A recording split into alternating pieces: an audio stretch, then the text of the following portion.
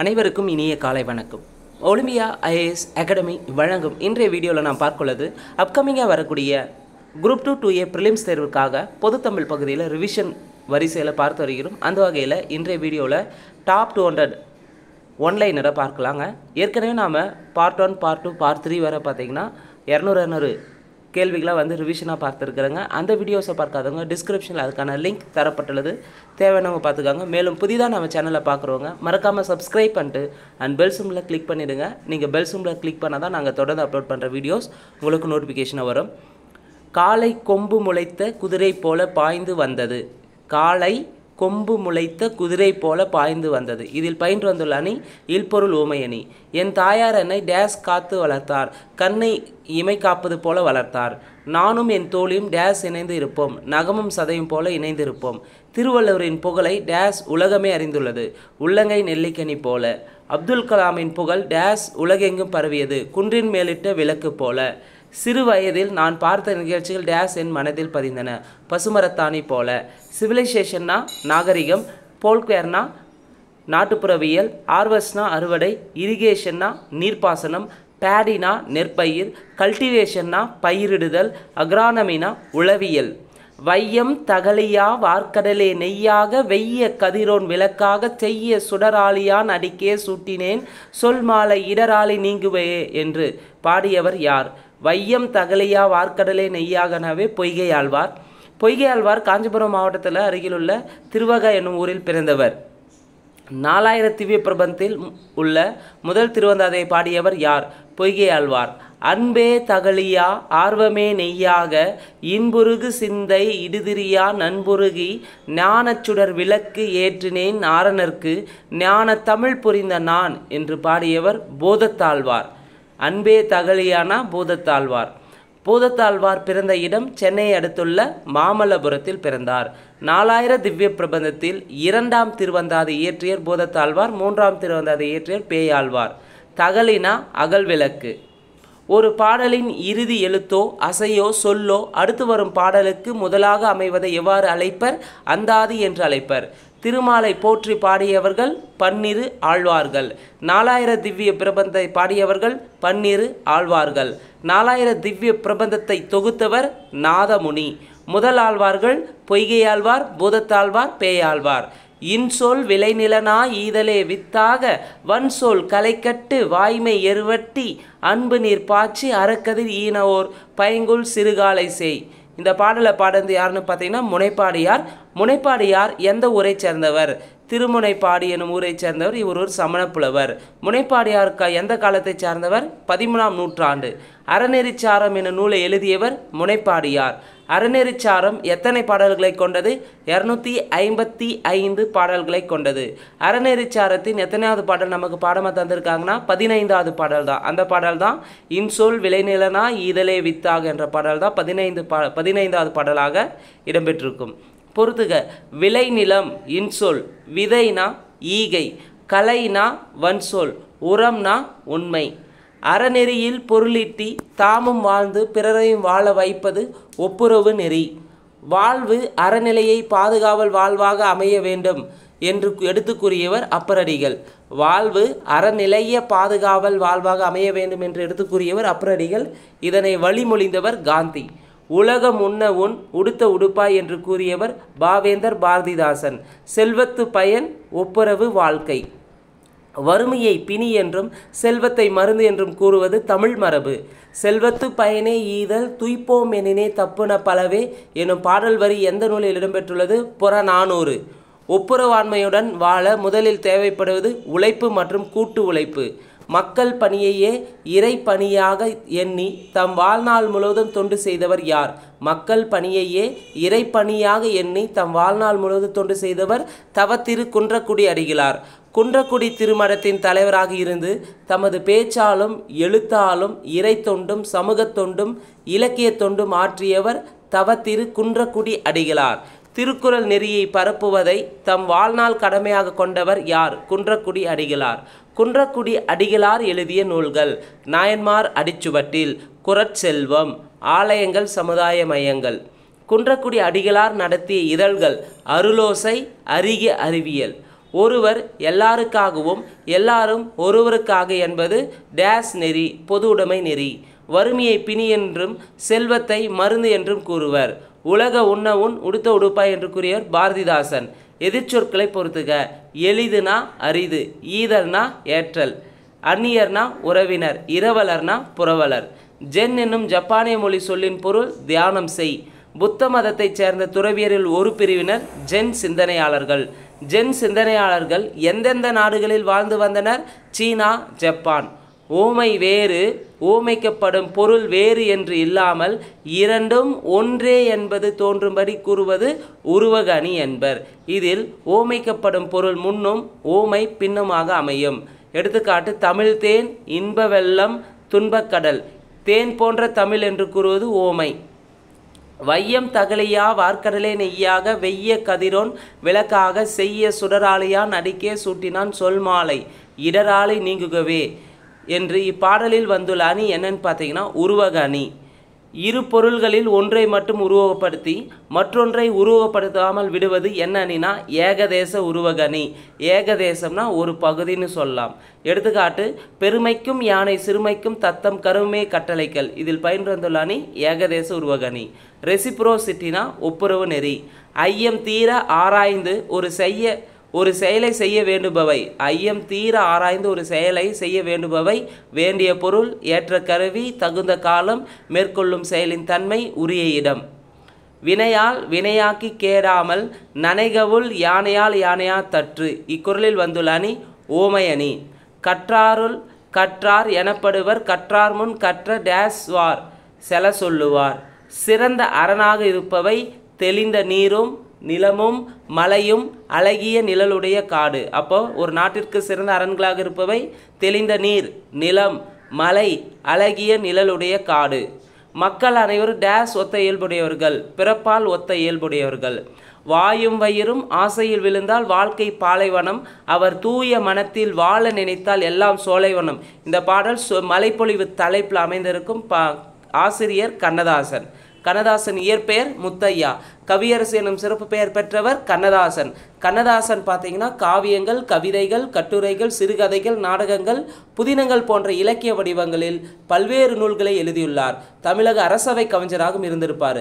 இயேசுவின் வாழ்க்கை வரலாற்றையும் அவரது அறிவுரைகளையும் கூறும் நூல் இயேசு காவியம். இயேசு காவியத்தை எழுதியவர் கண்ணதாசன்.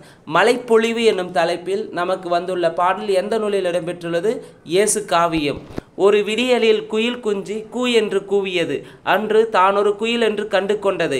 இது தன்னை அறிதல் என்ற தலைப்பில் கவிதை எழுதியிருப்பார் சே பிருந்தா எழுதிய நூல்கள் மலை பற்றிய பகிர்தல்கள், வீடு முழுக்க வானம், மகளுக்கு சொன்ன கதை. தன்னை அறிதல் என்ற கவிதை எந்த நூலிலிருந்து எடுக்கப்பட்டது?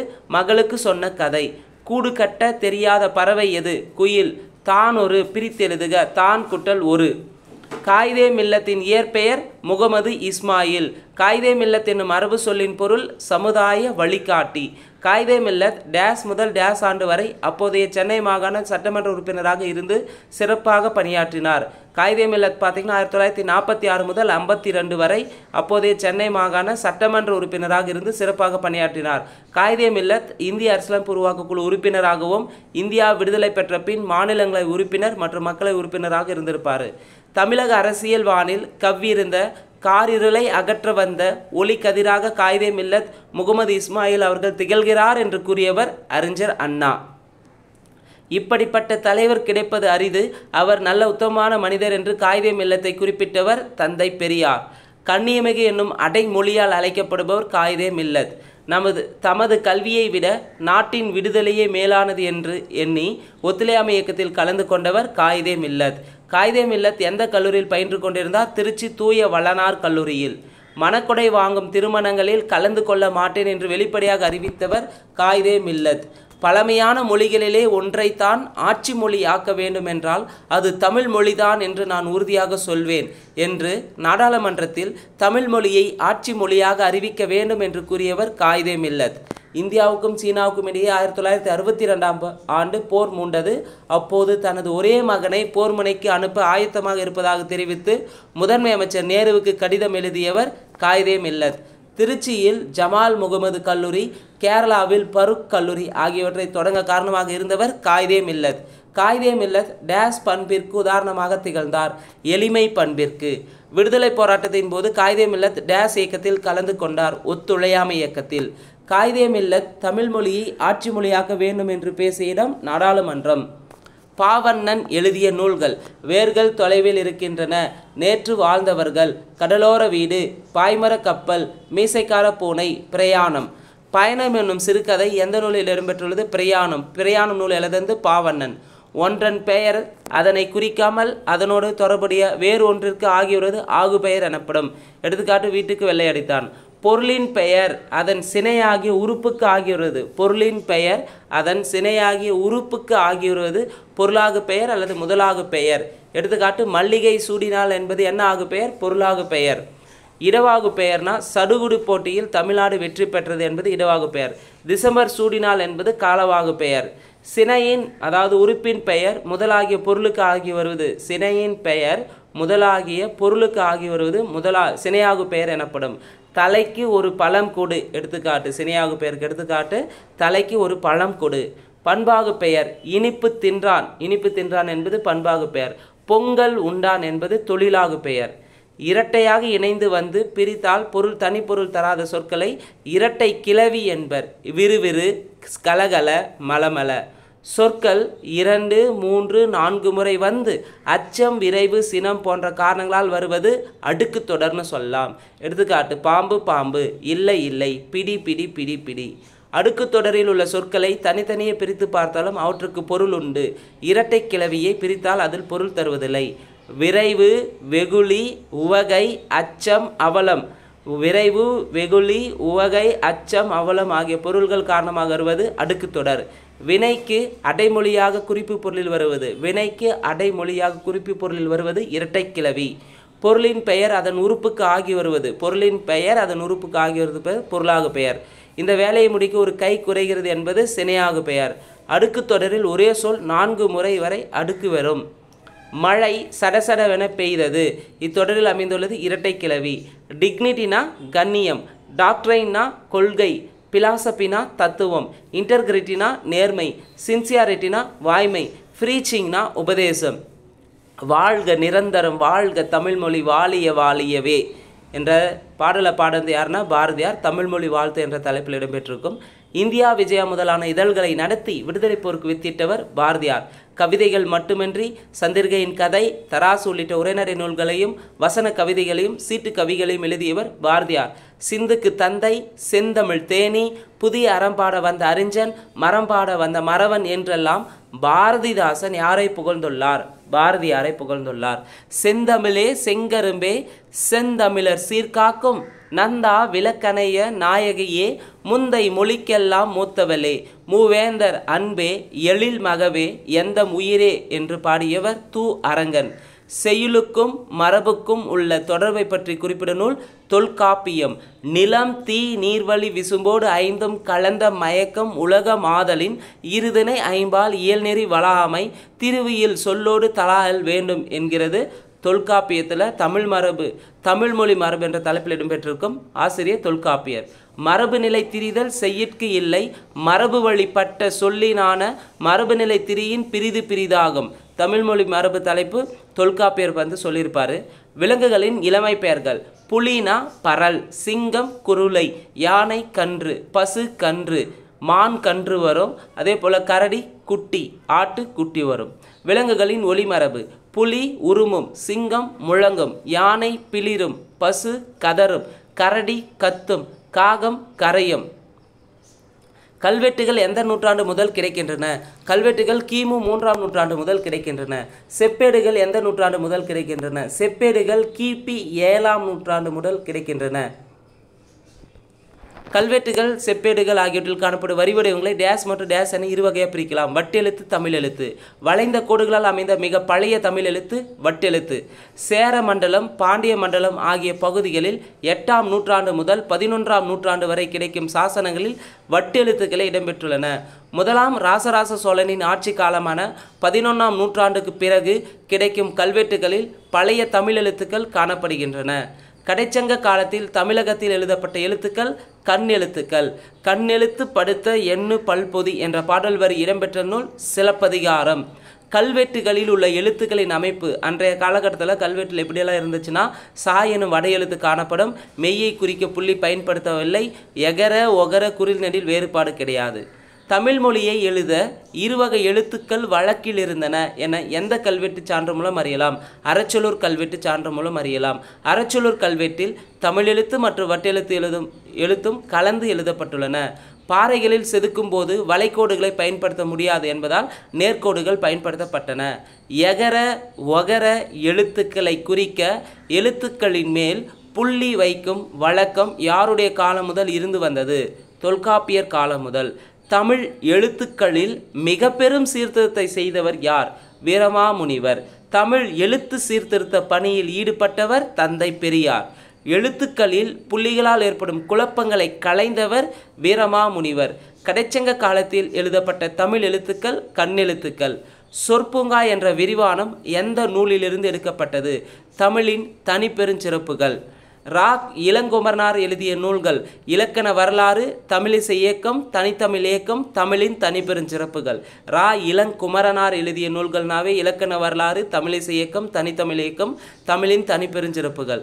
தேவநேயம் எனும் நூலை தொகுத்தவர் ரா இளங்குமரனார். செந்தமிழ் அந்தணர் என்று அழைக்கப்படுபவர் ரா இளங்குமரனார். திருச்சிக்கு அருகில் அல்லூரில் திருவள்ளுவர் தவச்சாலையும் பாவனர் நூலகத்தையும் அமைத்தவர் யார்? ரா இளங்குமரனார். எல்லா சொல்லும் பொருள் குறித்தனவே என்று கூறியவர் தொல்காப்பியர். மொழி என்பதன் பொருள் சொல். ஓர் எழுத்து மொழி எவை எனின் நெட்டெழுத்து ஏழே ஓரெழுத்து ஒரு மொழி என்று ஓரெழுத்து மொழி எவையெனின் நெட்டெழுத்து ஏழே ஓரெழுத்து ஒரு மொழி என்று கூறியவர் தொல்காப்பியர். குற்றெழுத்து 5 மொழி நிறைவு இலவே என்று கூறியவர் தொல்காப்பியர். ஓரெழுத்து ஒரு மொழி 42 எழுத்துக்கள் உள்ளன என்பதை கூறியவர் நன்னூலார். இதில் 40 எழுத்துக்கள் நெடில் எழுத்துக்கள், 2 எழுத்துக்கள் குறில், ஒன்று நோ இன்னொன்று தூ. காட்டுப்பசுவுக்கு டேஸ் என்று பெயர், ஆமா என்று பெயர். பல குறுநிலங்களை உள்ளடக்கிய பெருநிலத்தை மா நிலம் என்பர். உலக பெரும் பரப்பையும் இயக்கத்தையும் சுட்டுவது மா ஞாழம் என்பர். மாந்தளிர் நிறத்தை ஒப்புமை காட்டி உரைப்பது மா நிறம் என்பர். மா என்பது விலங்கை குறிக்கும். இது அரிமா, பரிமா, நரிமா, வரிமா, கரிமா. வல்லின மெய்யெழுத்துக்களாரும் மார்பை இடமாக கொண்டு பிறக்கின்றன. மெல்லின மெய்யெழுத்துக்களாரும் மூக்கை இடமாக கொண்டு பிறக்கின்றன. இடையின மெய்யெழுத்துக்களாரும் கழுத்தை இடமாக கொண்டு பிறக்கின்றன. ஆயுத எழுத்து தலையை இடமாக கொண்டு பிறக்கின்றன. வாய் திறத்தலாகிய முயற்சியால் பிறக்கும் எழுத்துக்கள் அ, ஆ. இ, ஈ, ஏ, ஐ ஆகிய 5ம் வாய் திறக்கும் முயற்சியுடன் நாக்கினுடைய அடி ஓரமானது மேல்வாய்ப்பல்லை பொருந்தும் முயற்சியால் பிறக்கின்றன. உ, ஊ, ஓ, ஓ, ஔ ஆகிய 5ம் வாய் திறக்கும் முயற்சியுடன் இதழ்களை குவிப்பதால் பிறக்கின்றன. நீங்கள் இந்த வார்த்தையெல்லாம் சொல்லி பார்க்கும்போது அதை சரியாக ஒரு முறை 2 முறை உச்சரிச்சிங்கன்னா தெளிவாக புரியும். டேஸ் ஆகிய இருமைகளும் நாவின் முதற் பகுதி அன்னத்தின் அடிப்பகுதியை பொருந்ததால் பிறக்கின்றன. இக்கு, இங்கு.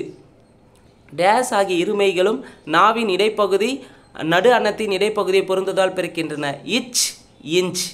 டேஸ் ஆகிய இருமைகளும் நாவின் அன்னத்தின் நுனியை பொருந்ததால் பிறக்கின்றன. It, N. டேஸ் ஆகிய இருமைகளும் மேல்வாய் பல்லின் அடியை நாக்கின் நுனி பொருந்துவதால் பிறக்கின்றன. இத்து, இந்து. டேஸ் ஆகிய இரு மெய்களும் மேலிதழும் கீழ் இதழும் பொருந்துவதால் பிறக்கின்றன. இப்பு, இம்மு. நாக்கின் அடிப்பகுதி மேல்வாய் அடிப்பகுதியை பொருந்துவதால் பிறக்கும் மெய்யெழுத்து நாக்கின் அடிப்பகுதி மேல்வாய் அடிப்பகுதியை பொருந்துவதால் பிறக்கும் மெய்யெழுத்து ஈ. டேஸ் ஆகிய இரு மெய்களும் மேல்வாயை நாக்கின் நுனி வருடுவதால் பிறக்கின்றன. எர், இல். மேல்வாய் பல்லின் அடியை நாக்கின் ஓரங்கள் தடித்து நெருங்குவதால் பிறக்கும் மெய்யெழுத்து இல். மேல்வாய் நாக்கின் ஓரங்கள் தடித்து தடவுதலால் பிறக்கும் மெய்யெழுத்து இல். மேல்வாய் பல்லை கீழ் உதடு பொருந்துவதால் பிறக்கும் மெய்யெழுத்து இவ். டேஸ் ஆகிய இருமைகளும் மேல்வாயை நோக்கி நுனி மிகவும் பொருந்துவதால் பிறக்கின்றன. எர், இன். இதழ்களை குவிப்பதால் பிறக்கும் எழுத்துக்கள் உ, ஊ. ஆயுத எழுத்து பிறக்கும் இடம் தலை. வல்லின எழுத்துக்கள் பிறக்கும் இடம் மார்பு. நாவின் நுனி அன்னத்தின் நுனியை பொருந்துவதால் பிறக்கும் எழுத்துக்கள் இட், இன். கீழ் இதழும் மேல்வாய் பல்லும் இணைவதால் பிறக்கும் எழுத்து இவ். பறவைகளின் ஒளிமரபுகள். ஆந்தை அலறும், காகம் கரையும், சேவல் கூவும், குயில் கூவும், மயில் அகவும், கோழி கொக்கரிக்கும், புறா குணுகும், கிளி பேசும், கூகை குளரும். தொகை மரபுகள்: மக்கள் கூட்டம், நிறை ஆட்டு மந்தை. வினை மரபுகள்: சோறு உண், தண்ணீர் குடி, பூ கொய், முறுக்கு தின், பால் பருகு, இலை பறி, சுவர் எழுப்பு, கூடை முடை, பானை வனை. ஆர்டிகுலேட்டரி பொனெட்டிக்ஸ்னா ஒலி பிறப்பியல். கான்சோனட்னா மெய்யொலி. Nozzle consonant சவுண்ட்னா மூக்கொலி. எபிகிராப்னா கல்வெட்டு. ஒவ்வல்னா உயிரொலி. லெக்சிகிரோகிராபி அகராதியல். ஃபோனோமினா ஒலியன். பிக்டோகிராபினா சித்திரை எழுத்து. நெல் குத்தும்போது பெண்களால் பாடப்படும் பாட்டு வள்ளை பாட்டு. தமிழகத்தின் வேர்ட்ஸ்வர்த் என்று அழைக்கப்படுபவர் வாணிதாசன். வாணிதாசன் இயற்பெயர் அரங்கசாமி என்கிற எத்திராசாலு. வாணிதாசன் யாருடைய மாணவர்? பாரதிதாசனுடைய மாணவர். வாணிதாசன் அவர்களுக்கு தெரிந்த மொழிகள் தமிழ், தெலுங்கு, ஆங்கிலம், பிரெஞ்சு. வாணிதாசனுக்கு தெரிந்த மொழிகள்னாவே தமிழ், தெலுங்கு, ஆங்கிலம், பிரெஞ்சு. கவிஞரேறு, பாவலர்மணி முதலிய சிறப்பு பெயர்களை பெற்றவர் வாணிதாசன். பிரெஞ்சு அரசு செவாலியர் விருதை யாருக்கு வழங்கியது? வாணிதாசனுக்கு. வாணிதாசன் எழுதிய நூல்கள் தமிழச்சி, கொடிமுல்லை, தொடுவானம், எழிலோவியம், குழந்தை இலக்கியம். ஓடை என்னும் தலைப்பில் அமைந்துள்ள பாடல் எந்த நூலிலிருந்து எடுக்கப்பட்டது? தொடுவான நூலிலிருந்து எடுக்கப்பட்டது. காத்து நொண்டி சிந்து பாடலை பாடியவர் வெங்கம்பூர் சாமிநாதன். காத்து நொண்டி சிந்து பாடலை பாடியவர் வெங்கம்பூர் சாமிநாதன். வெங்கம்பூர் சாமிநாதன் இயற்றிய காத்து நொண்டி சிந்து பாடல் எந்த நூல் தொகுப்பில் இடம்பெற்றுள்ளது? பஞ்சகும்மிகள். பஞ்சகும்மிகள் எனும் நூலை தொகுத்தவர் சே. ராசு. சுகுவாமிஸ் பழங்குடியினர், அவர்களின் தலைவராக விளங்கியவர் சியாட்டல். இந்த வீடியோவை பொறுத்தவரையும் பார்த்தீங்கன்னா பார்ட் 4ல் வந்து 200 ஒன்லைனரை பார்த்துருக்குறேங்க. இந்த வீடியோ உங்களுக்கு பிடிச்சிருந்தா லைக் பண்ணுங்கள், கமெண்ட் பண்ணுங்கள். மறக்காமல் டிஎன்பிஎஸ்சி எக்ஸாமுக்கு ப்ரிப்பேர் பண்ணுற உங்கள் ஃப்ரெண்ட்ஸ்க்கு ஷேர் பண்ணுங்கள். நன்றி, வணக்கம்.